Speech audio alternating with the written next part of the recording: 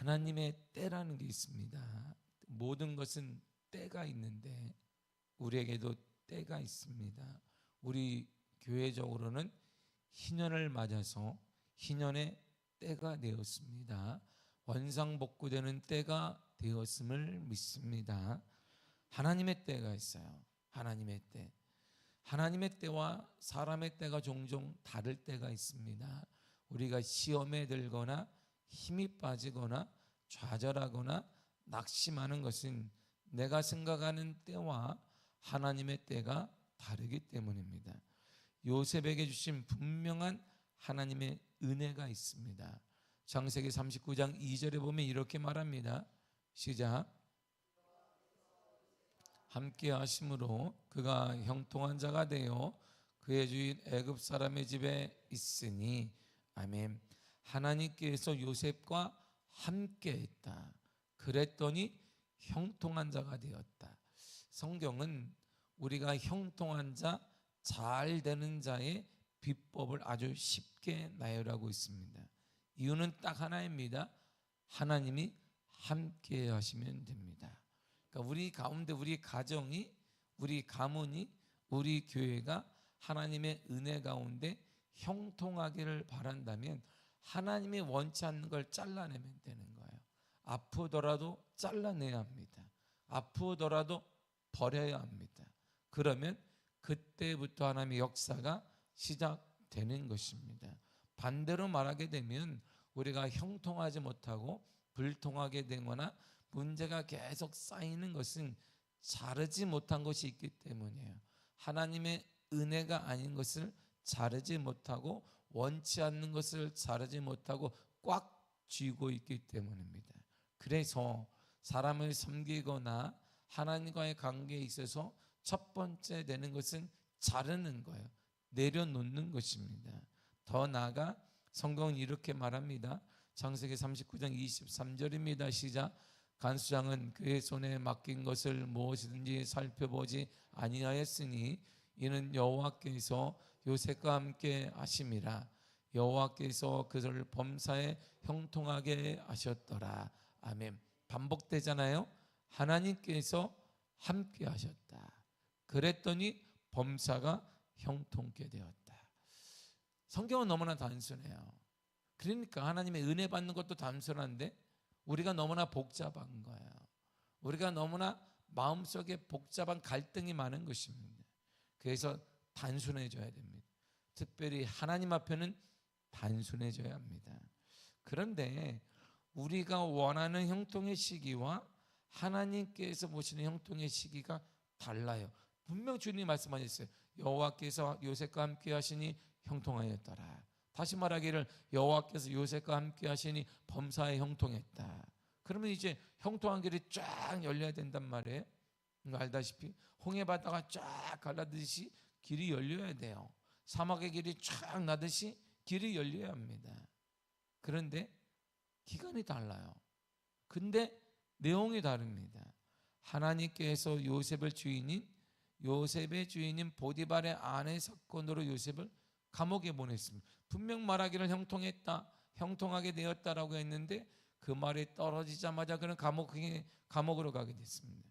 그곳에서 바로 왕에게 포도주를 바치던 신하와 빵을 바치던 신하를 만나게 됩니다. 그리고 이들이 불어내던 꿈을 해석해 줘요.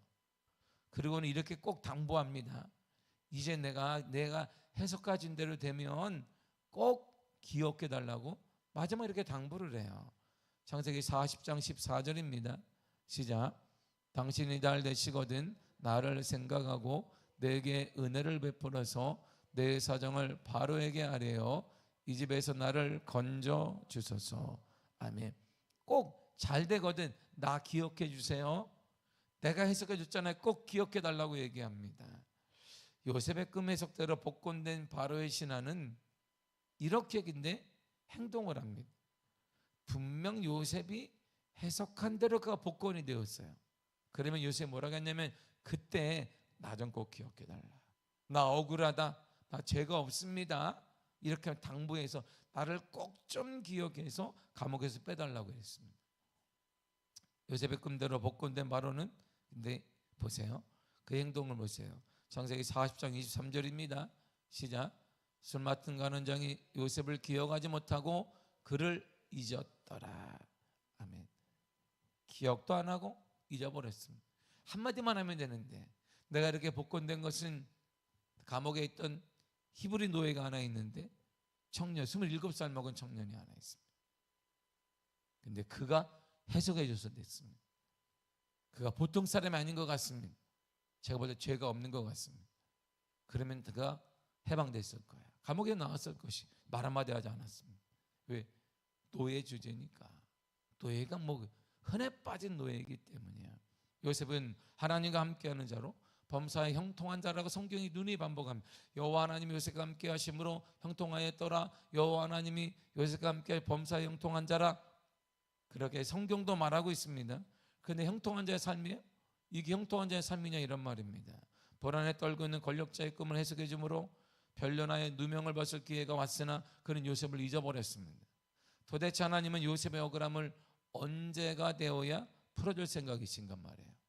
감옥에 쳐놓고 그것도 모자라 기억해 그게 최선을 다해 섬기고 시중 들고 더 나아가 꿈도 해석해 주었으면 당연히 풀어줘야 하는데, 왜냐 그 형통한 자라 성경이 반복하고 있어요.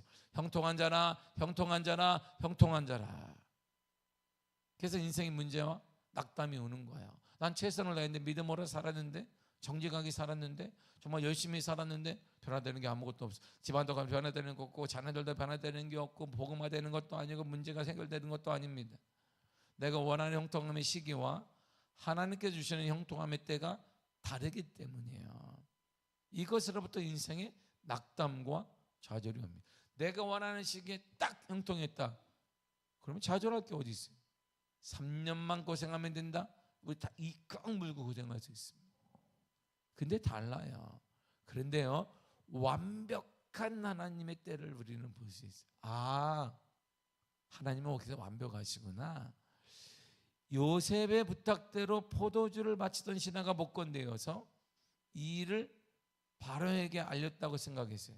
우리 그때 복권되자마자 그가 이 일을 알렸다고 생각해 보세요. 그래? 아, 그런 노예도 있었구나. 그런 노예도 있어? 알았다. 잘 대해줘라. 끝났을 거예요.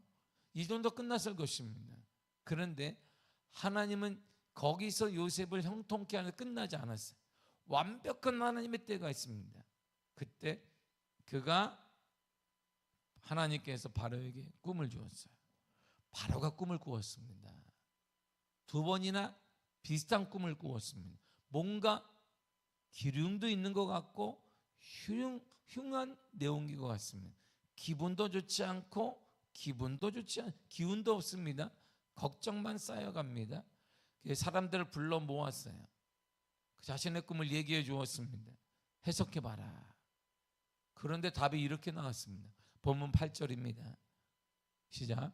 아침에 그의 마음이 번민하여 사람을 보내어 애굽의 점설가와 현인들을 모두 불러 그들에게 그의 꿈을 말하였으나 그것을 바로에게 해석하는 자가 없었더라.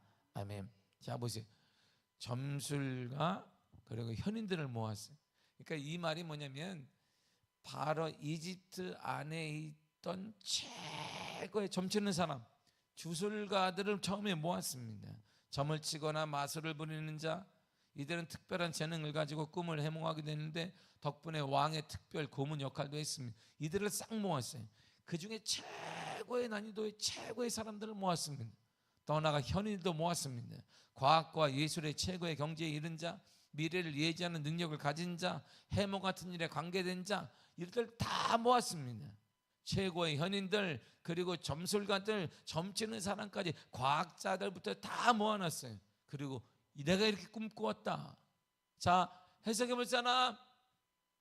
자, 해석해 볼 사람? 우리처럼 아무도 없는 거예요. 그렇게다가 꿈 다 얘기했어요. 다 얘기했는데 아무도 없습니다. 아무도 그 꿈을 해석하지 못하는 거야. 바로 그때 말이에요. 요때 바로 이때 포도주를 바치던 신하가 잠깐만요 이렇게 든 거야. 왕이여 잠깐만요 이렇게 들었습니다. 그러니까 이렇게 말합니다. 12절로 보겠습니다. 시작. 그곳에 진위대장의 종된 히브리 청년이 우리와 함께 있기로 우리가 그에게 말하매 그가 우리의 꿈을 풀되 그 꿈대로 각 사람에게 해석하다니. 아멘. 아무도 해석 못하는 그때, 바로 그때 복권된 그 사람이 왕이요, 꿈을 해석할 놀라운 히브리 청년이 있는데 깜빡했습니다. 그때 나와 같이 빵을 바치던 신하와 둘이 감옥에 있었는데 그대로 해석해 주었고, 나는 복권되고 그는 매달렸습니다. 바로왕이 가장 곤란할 때, 뭔가 풀리지 않을 때, 그리고 아무도 바로왕에게 도움을 주지 않을 때, 바로 그때 요셉에게 기회가 딱 떨어진 거예요. 이때가 히브리 노예에 불과한 청년이 이집트 왕 바로왕 앞에 설 때이고 신뢰를 얻을 때였습니다. 이처럼 하나님은 가장 좋은 때, 가장 적절한 때를 하나님이 아시는 거예요. 올해가 우리 교회의 가장 적절한 때입니다. 올해가 우리 교회 부흥의 가장 적절한 때예요. 사회적으로 지금 곤란한데요, 혼란기도 있고 경제적으로 힘들기도 하고. 아니에요. 올해가 미아교회는 가장 적절한 부흥의 때입니다. 올해가 우리 미아교회는 가장 적절한 부흥의 때이고 역사의 때입니다. 우리의 때, 하나님의 때는 달라요. 그 전에 술 맡은 포도주를 바치던 3년 전에 그 사람이 얘기했다면 아무런 변화가 없어요. 아, 그런 노예도 하나 있구나, 그런 노예도 있었구나, 참 별꼴이다. 야, 히브리 노예 주제가 그런 것도 마치네. 이야, 그런 일도 있네. 왜? 흔해 빠진 노예가. 그리고 바로왕에게 아무 영향이 없어요.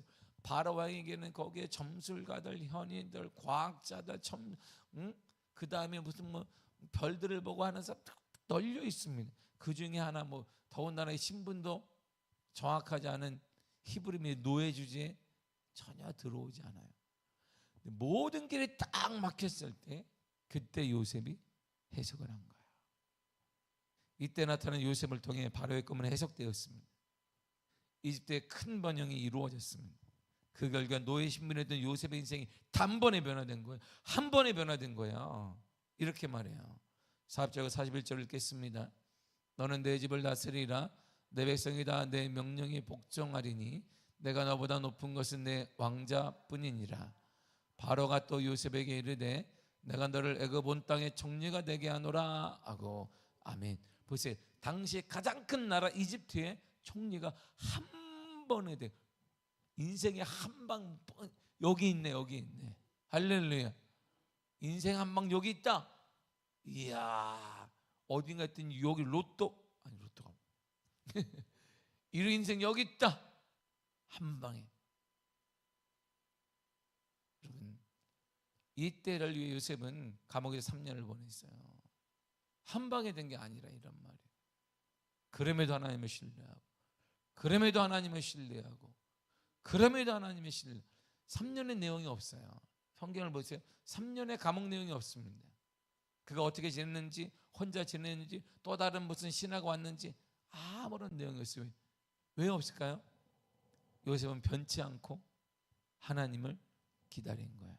그래서 요셉의 아들 이름이 얘기해. 므낫세 에브라임을 보게 되면 하나님이 내 고통을 아셨다. 이름을 지으면 하나님이 아셔서 은혜 주었다. 에브라임과 므낫세라는 뜻 아니겠어요? 3년 동안 요셉은 변치 않고 하나님의 뜻을 믿고 기다렸습니다. 변치 않고 믿었어요. 인생의 한 방이 아닙니다. 3년간의 깊은 고난, 3년간의 눈물에 변함없이 그는 감옥에 있는 인간의 최저 밑에 있는, 언제 죽을지 모를 그곳에서 그는 기다리고 기대하며 믿고 신뢰하며 믿고 신뢰하고 하나님에서 기다렸다, 이런 말이에요. 그럴 때 하나님이 어느 순간에 하나님의 가장 적절한 타이밍에 그를 높이 세우시는데, 왕보다 더 강한, 나는 내 이름 왕자뿐이다, 너보다 높은 거 네가 다 해라. 왕의 반지, 도장 찍는 거, 지장 찍는 거, 결제하는 모든 것들을 다 30세 30살밖에 안 된 그 히브리 민족의 노예인 그가 다 담당하게 되었습니다. 이러므로 하나님에 대한 믿음이 있다면 좌절하지 말아야 합니다. 하나님에 대한 믿음이 분명히 있거든. 좌절하지 말고 낙심하지 말아야 됩니다. 여전히 변함없이 하나님께 함께하는 자가 되시기를 바랍니다. 그러면 하나님께서 형통하게 하실 것입니다.